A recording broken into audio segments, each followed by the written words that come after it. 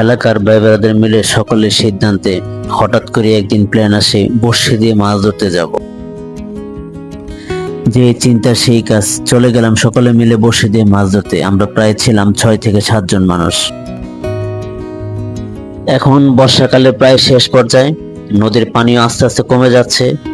এখন নদীতে সত্যি কথা বলতে প্রচুর পরিমাণের মাছ পাওয়া যায়।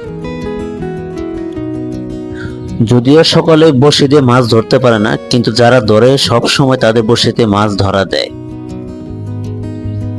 এই নদীতে কয়েকবারে যাওয়ার অভিজ্ঞতা আছে, আমি নিজের চোখে দেখেছি, এমনকি নিজেও ধরেছি। বড় মাছ থেকে শুরু করে অনেক জাতের মাছ পাওয়া যায়, বিশেষ করে দেশি পুঁটিগুলো একটু বেশি পাওয়া যায়। আরো অনেক জাতের মাছ আছে, যেমন রুই মাছ, তেলাপিয়া, মিরকা, এই ধরনের মাছ ছোট বড় সব ধরনের মাছ আছে। কিন্তু সবাই তো আর বড় মাছ তো সকলে ধরার আশা করে, কিন্তু সবাই তো আর ধরতে পারে না, সকলের বড়শিতে ধরা দেয় না। এখন বর্ষাকালের শেষ সময়, নদীতে পানি আস্তে আস্তে করে কমে যাচ্ছে। এখন কিন্তু মাছ ধরার সময়। এখন বড়শিতে জালে প্রচুর পরিমাণে মাছ ধরা দিবে। আমরা যখন গিয়েছিলাম মাছ ধরতে, আমাদের সাথে প্রায় 7 থেকে 8 জন আরো মানুষ ছিল, তারাও আমাদের পাশে বসে মাছ ধরেছে।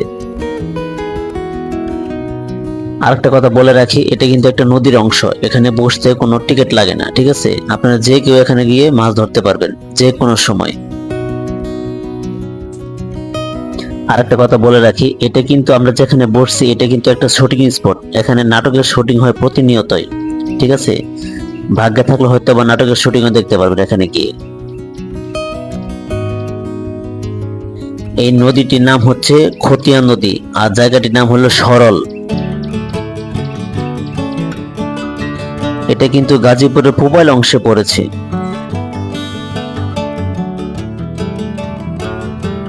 আপনারা কেউ যদি এখানে যেতে চান মাছ ধরার জন্য,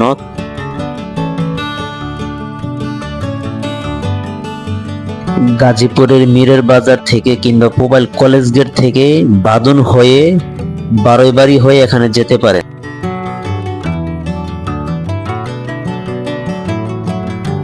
গাজীপুরের মিরের বাজার কিংবা পূবাল কলেজ গেট থেকে এখানে যেতে বেশি একটা সময় লাগবে না, 10 থেকে 15 মিনিটে আপনি এখানে পৌঁছাতে পারবেন।